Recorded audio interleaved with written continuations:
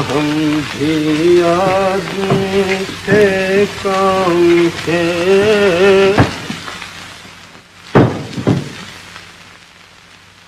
बड़े बेआबरू होकर तेरे कूचे से हम निकले।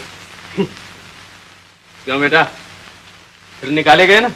देख यार, मजाक मत कर, मेरा मूड बहुत खराब है। क्या हुआ वकील साहब?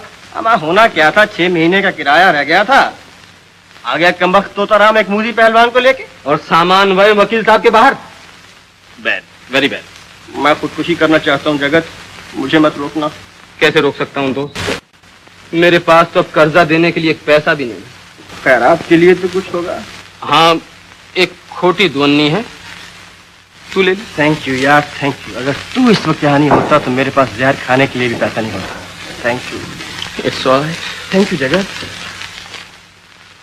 अलविदा दोस्त। अलविदा। अलविदा। सुन यार जी, मेरी समाधि पर कभी कभी फूल चढ़ा दिया करना। घबराइए नहीं वकील साहब, जिन लोगों के केस लड़कर आपने उनको जेल खाने पहुंचाया है, वो और उनके रिश्तेदार आपकी समाधि पर फूल भी चढ़ा देंगे और घी के चिराग भी जलाएंगे। बदमाश। अच्छा देख जगत, मैं मकान की तलाश में जा रहा हूँ और ये मेरा सामान पड़ा है। अगर मुझे मकान मिल गया तो तुझको टेलीफोन कर दूंगा, सामान लेके चले आना। टाटा। चेहरे मोहरे से तो शरीफ घराने के मालूम होते। जी हाँ। लेकिन फिर भी मुझे पिछले मालिक मकान का हवाला चाहिए। हवाला? जी हाँ, उनका सर्टिफिकेट आपके बारे में। सर्टिफिकेट नहीं समझते आप? सर्टिफिकेट? साजिद किबला, उनका सर्टिफिकेट लेने तो बहुत दूर जाना पड़ेगा। क्यों? क्या अर्ज करूं, अच्छे खासे थे, एक छींक आई भगवान का नाम लिया और परलोक को सिधार गए। नाम था तोताराम। ला हौल वला कुव्वत। खैर, उससे पहले वाले मालिक मकान का सर्टिफिकेट तो आपके पास जरूर होगा। अजी किबला, उनका सर्टिफिकेट ही तो लेने गया था। फिर क्या हुआ? मौलाना मुसल्ला बिछाए नमाज पढ़ रहे थे, सजदे में जो गए तो सर नहीं उठाया, कलमा पढ़ा और अल्लाह को प्यारे हुए। इन्ना लिल्लाहि व इन्ना इलैहि राजिऊन। आप वकील हैं या मौत का फरिश्ता? मेहरबानी करके चले जाइए यहाँ से। मुझे अल्लाह को प्यारा नहीं होना। खुदा के फजल से 4 बीवियां हैं मेरी। माशाअल्लाह, आपकी 4 बीवियां हैं। खुदा जाने कब बखेड़े खड़े हो जाए।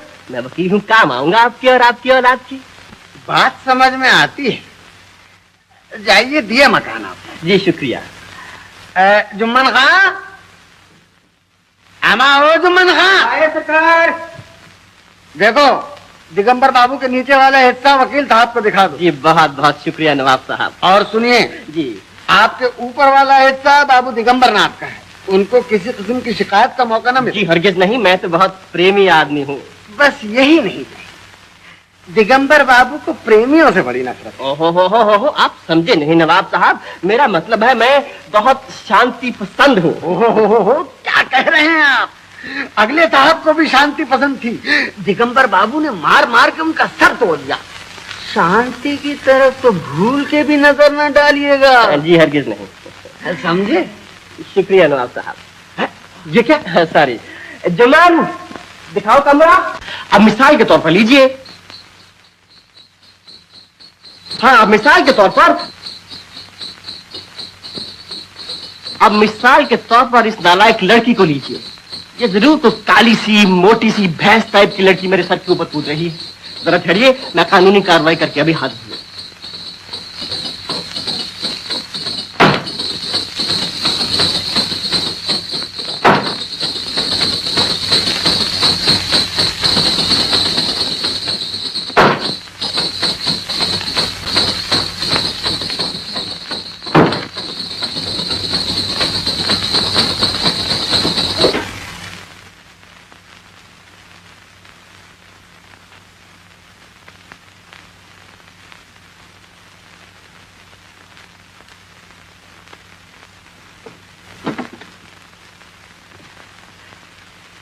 बदमाश, गुंडा, लफंगा। बदमाश, गुंडा, लफंगा? जी वो तीनों यहाँ नहीं रहती, किसी ने गलत बता दिया होगा। आगे देखिए। मिस्टर, ये शरीफों का मोहल्ला है। यह लफंगापन किया तो अंजाम बुरा होगा, समझे? कितना बुरा? धक्के देके निकाल दिए जाओगे। कौन देगा धक्के? मैं दूंगी। सुभान अल्लाह। शुरू कीजिए। हर झटके पर एक नया शेर कहूंगा। बदतमीज कहीं के। दीदी, ये ले डंडा। अरे वाह, ये तो सारा खानदान हथियार बांध के चला आया, झाड़ू छड़ी सब कुछ है। खैर छोड़ी छड़ा शांति देवी, मेरा नाम है रमेश कुमार, BALLB, वकील हाईकोर्ट। आइए तशरीफ रखिए। मैं तशरीफ रखने नहीं आई, मैं इस बदतमीजी का मतलब पूछने आई थी। ओ ये बात क्या हुई शांति देवी कि आप ऊपर नाच रही थी और धूल नीचे गिर रही थी। मैं जो छत की मजबूती देखने गया तो ऐसा मालूम हुआ। उनको आता है प्यार का गुस्सा और मुझे गुस्से का प्यार आता है। ऐसा क्या करती है, ऐसा क्या करती है? दफा 313 में चली जाएगी। आपको 6 महीने जेल में तकलीफ इसलिए पड़ेगी। कोई परवाह नहीं, मैं तुम्हें ऐसा मजा दिखाऊंगी। अरे रे, ठहरो ठहरो, ये क्या हो रहा है? क्या मामला है? बाबूजी, न जाने कहां से नवाब साहब ने इस गुंडे को यहाँ ला कर रखा है। मैं ऊपर नाच रही थी और इसने नीचे से छत में बांस घुसेड़ दिया। आकर पूछती हूँ तो गंदी बातें करता है। क्यों जनाब, ये क्या हरकत है? नमस्ते बाबूजी, आप शायद थके हुए हैं, तशरीफ रखिए। रहने दीजिए मेरी तशरीफ को जहाँ है। मैं पूछता हूँ ये क्या हरकत है? हरकत तो आप देख ही रहे हैं, पूछने की क्या जरूरत? अच्छा, एक तो चोरी, ऊपर से सीना जोरी। जी नहीं, नीचे से सीना जोरी। बड़े छटे हुए गुंडे मालूम होते हो। नहीं छटा हुआ वकील हूँ, वकील। चारों तरफ मेरी वकालत के झंडे गाड़े और एक उनमें से लाके मेरी छत में गाड़ा है। जी रहने दे बेटी इस बात को यूं ही। मैं अभी पुलिस को बुलाता हूँ, अगर जेल न भेजा तो मेरा नाम नहीं। आप बेकार तकलीफ करते हैं, पुलिस मेरा कुछ नहीं बिगाड़ सकती। क्यों नहीं बिगाड़ सकती? आप क्या कहेंगी पुलिस को? मैं कहूंगी कि तुमने नीचे से छत में बांस घुसेड़ा। और मैं कहूँगा कि आपने ऊपर से नीचे बांस घुसेड़ा। ओ माँ, मैंने घुसेड़ा? झूठ, बिल्कुल झूठ। मैं तो यही कहूँगा, और आपके पास कोई सबूत नहीं? कोई सबूत नहीं, बदमाश लफंगे, ठहर तो सही। बाबूजी, बाबूजी आप गुस्सा न कीजिए, आपको खून का दौरा पड़ जाएगा। आइए चले, इस बदमाश के मुंह न लगिए, मैं इसे देख लूंगी। मेरा ख्याल है यही बेहतर है। Shut up. मगर बाबू दिगंबरनाथ, बात क्या हुई? वो तो बड़ा शरीफ आदमी है। शरीफ? अरे याद रखिए नवाब साहब, जब तक वो बदमाश उस मकान में मौजूद है कोई भला आदमी वहां नहीं आ सकता। मगर बाबूजी, आप मकान को छोड़ते हैं, मैं उसे निकाल दूंगा। जी नहीं शुक्रिया, मैं अपना दूसरा इंतजाम कर चुका हूँ। ये रही आपके मकान की चाबी। नमस्ते। जुम्मन खां, हमें जुम्मन खां। जी हजूर। देखिए उस वकील के बच्चे की हरकत, कमबख्त ने आते ही 20 साल पुराना किराएदार निकाल भगाया। जरा जाना तो।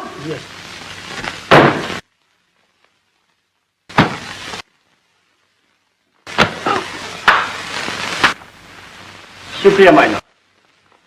मेरे काबिल दोस्त मिस्टर दयाल का कहना है कि मेरे मुवक्किल मिस्टर प्रेम कुमार ने सुखदेवी का अगवा किया।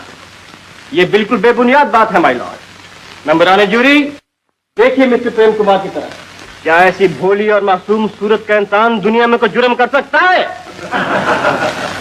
हरगिज़ नहीं। सुखदेवी अपनी खुशी से मिस्टर प्रेम कुमार के साथ गई। लॉर्ड, शायद वकील सिपाही इस बात को भूल रहे हैं कि सुखदेवी एक नाबालिगा है। डॉक्टर की रिपोर्ट इस बात को साबित कर चुकी है, और एक नाबालिगा को उसकी माँ बाप की इजाजत के बगैर ले जाना एक संगीन जुर्म है। वकील सफाई को इस बारे में कुछ कहना है? बालिग और नाबालिग का सवाल एक बड़ी नाजुक सी बात है मिलॉर्ड। मिसाल के तौर पर आप एक आप कहना क्या चाहते हैं? सिर्फ इतनी सी बात मिलॉर्ड कि जिस उम्र में हमारे देश की लड़कियां जीवन के सारे फराइज समझने लगती हैं, उसी उम्र में दूसरे देशों की लड़कियां बिल्कुल नासमझ होती हैं। मेंबरान जूरी, अदालत को फैसला करने से पहले ये सोच लेना चाहिए कि सर्द देश का कानून गर्म देश में लागू नहीं हो सकता, और अगर ऐसा हुआ तो देश भर के हजारों प्रेमियों का जीवन उजड़ जाएगा। माय लॉर्ड, लोग मोहब्बत के गीत गाना बंद कर देंगे। दैट्स ऑल माय लॉर्ड, मुझे और कुछ नहीं कहना है। फैसला आपके हाथ में है। आप चाहे मोहब्बत को जिला दें, चाहे उसका गला घोट डालें। मिलाओ हाथ, मेरी जान, मुकदमा जीत लिया है। अभी फैसला तो हुआ ही नहीं। अरे अभी होता है, तुम्हारी महबूबा का हाथ तुम्हारे हाथ में होगा। देखते नहीं जज साहब मुस्कुरा रहे हैं। Order, order. मुद्दई और मुद्दालय के बयानात सुनने के बाद यह अदालत फैसला करती है कि मुसम्मा सुखदेवी को उनके माता पिता के हवाले कर दिया जाए, और प्रेम कुमार बलराम कुमार को अगवा के जुर्म में 2 साल कैद बमुशक्कत की सजा दी जाती है। तुम्हारा हाथ तुम्हारी महबूबा के हाथ में होगा। आ जाते हैं काला कोट पहनकर।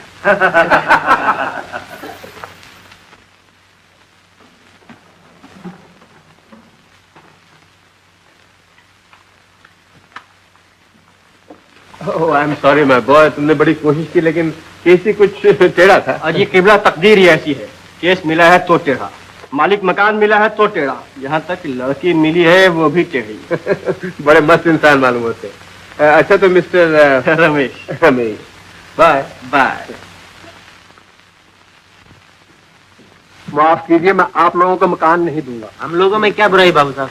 आप लोग नाहक मेरा सर खा रहे हैं। मैंने कह दिया कि आप लोगों में से किसी को मकान नहीं दूंगा, किराया देंगे। मैंने तय कर लिया कि मकान दूंगा तो किसी बूढ़े को, जवान को नहीं। आप लोग तशरीफ ले जाइए।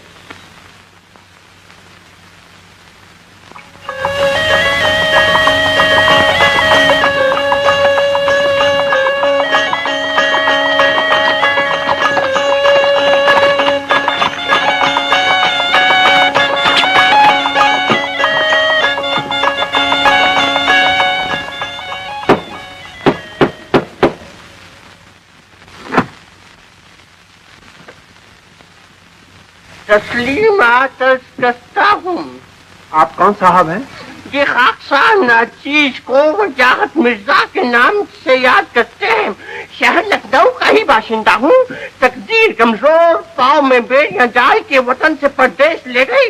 वापस आकर देखता हूँ तो शहर ही बदल चुका है, ना इंसान मिलता है ना मकान। एक अजीज ने आपका पता देकर यहाँ भेजा है, किस्मत आजमाई के लिए हाजिर हुआ हूँ। रहमत मुआफ फरमाइएगा। कोई बात नहीं, कोई बात नहीं, आइए अंदर आइए। शुक्रिया।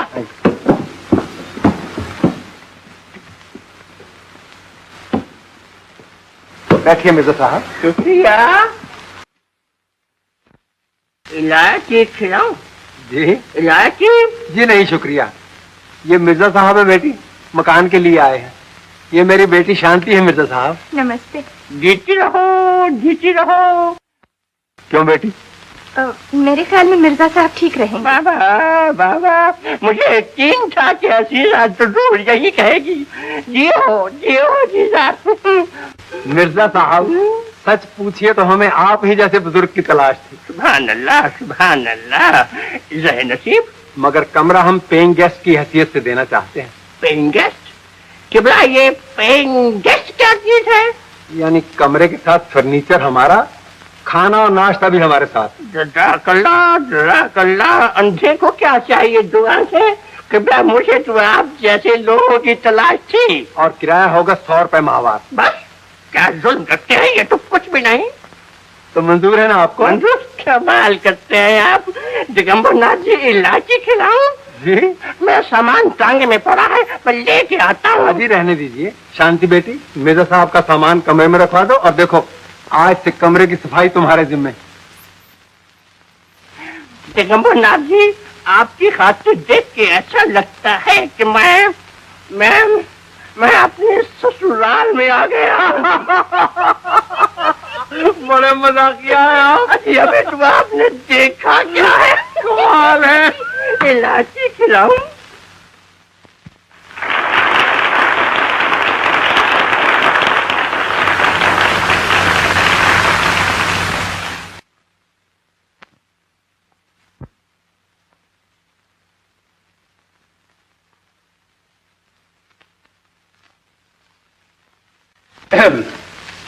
मुझे खुशी है कि आपने अपने कॉलेज के सालाना डिबेट का अंदाज बिल्कुल अदालत जैसा रखा है, जहां के दो वकील आमने सामने बहस करते हैं। बहस का मसला यह है कि शादी को कामयाब बनाने के लिए कौन सी चीज ज्यादा जरूरी है, दौलत या मोहब्बत? दौलत और मोहब्बत के तरफदार अपनी अपनी राय पेश करें।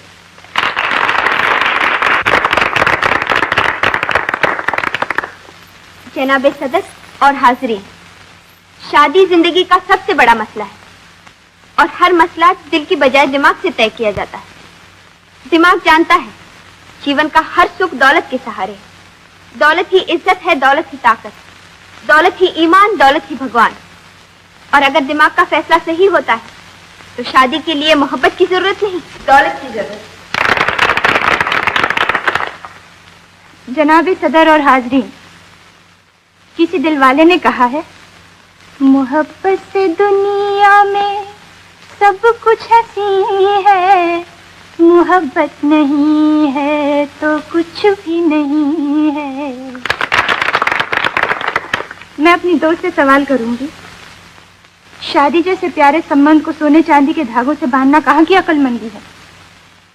शादी दो इंसानों का जीवन साथ है, दो आत्माओं का मेल। ये कोई इंपोर्ट एक्सपोर्ट का बिजनेस नहीं जहां नफा नुकसान देखा जाए।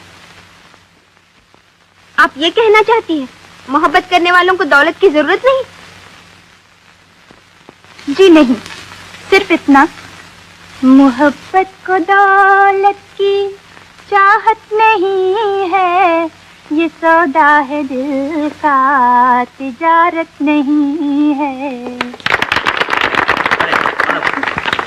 जी हाँ, इसका मतलब है कि अपना चांद है। शांति देवी भूल रही है, खाली पेट न मोहब्बत होती है और न शायरी। मैं तो यहाँ तक कहूँगी कि कामयाब शादी के लिए किसी दौलतमंद बूढ़े से नाता जोड़ना कहीं बेहतर है बनिस्बत किसी निकम्मे नौजवान की जो चांद तारों की सैर करा सकता है, पेट की आग नहीं बुझा सकता। और जब पैसे के लिए किसी बूढ़े से नाता जोड़ा जाता है तो जवानी खून के आंसू रोती है, दुनिया के सारे आराम जहरीले नाक बंद कर डसते हैं। मेरा ख्याल है प्यार के सहारे सारा जीवन फटे कपड़ों में काटा जा सकता है, लेकिन प्यार खोकर दौलत के सहारे पल भर भी जीना मुश्किल है। जिस मोहब्बत पर मेरे दोस्त को इतना नाज है वो सरासर दीवानगी है, बेकार इंसानों का काम। अगर ये सच है तो सावित्री ने क्यों ताज छोड़ा, सीता ने क्यों बनवास लिया, पद्मिनी क्यों आग में जल मरी, मीरा ने क्यों जहर का प्याला पिया? कोई तो सुख होगा, वरना मोहब्बत की मारी दम तोड़ते समय ये न कहती, कागा सब तन खाइयो, चुन चुन खाइयो मांस, दो नैना मत खाइयो, मोहे पिया मिलन पिया। मीरा ने ये भी कहा है, जो मैं ऐसा जानती प्रीत किए दुख होए, नगर ढंडोरा पीटती प्रीत न करियो कोई। मेरी दोस्त पुराने किस्से पढ़कर वक्त की पुकार भूल रही है। आज जिंदगी का सबसे बड़ा सवाल मोहब्बत नहीं, पैसा है, रोटी है, कपड़ा है। किसी शायर ने क्या खूब कहा है, जब जेब में पैसे बजते हैं, जब पेट में रोटी होती है, उस वक्त ये जरा हीरा है, उस वक्त ये शबनम होती है।